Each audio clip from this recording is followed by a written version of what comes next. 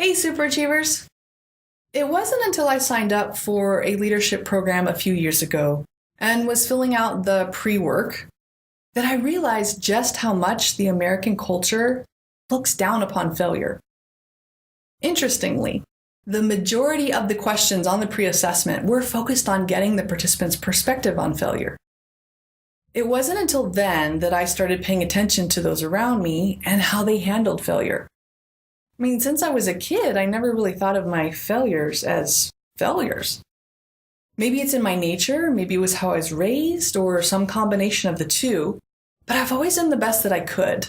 And that wasn't good enough for what I was trying to accomplish. Then I would step back, assess how I could improve, work on it, and then go at it again.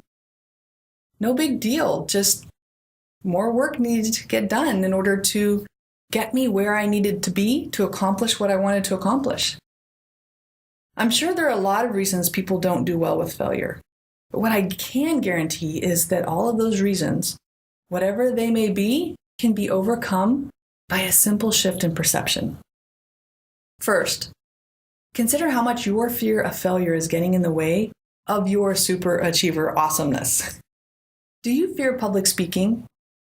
I'm guessing it's due to a fear of failing in a very public way. Are you risk adverse? Perhaps you've allowed your fear of failure to keep you from going after some potentially great opportunities that might have been too risky. Let's start by looking at your thought processes, how they're locking you up when it comes to failure and your perception of it. There's this pesky little thing called cognitive dissonance. This is a fancy term for how uncomfortable we get when we have two competing cognitions floating around in our heads. Now, cognitions is another fancy term for thoughts. And when we have two thoughts that are incongruent, our mind gets real uncomfortable, and we'll do some pretty interesting stuff to reconcile them. This is where a lot of self-justification and blaming others comes in. So what does this mean? Well, let's apply this to the fear of failure. Let's say you have two separate beliefs just floating around happily in your head.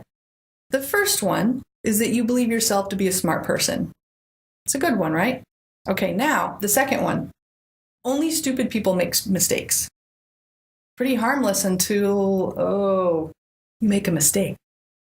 Alarm bells go off, woo, and your mind goes into action trying to bring congruence between the two competing thoughts. I'm a smart person, and only stupid people make mistakes. So that must mean that someone else made me do it, or it's somehow their fault. This is not a very powerful stance to be in, and definitely not owning one's inner superachiever.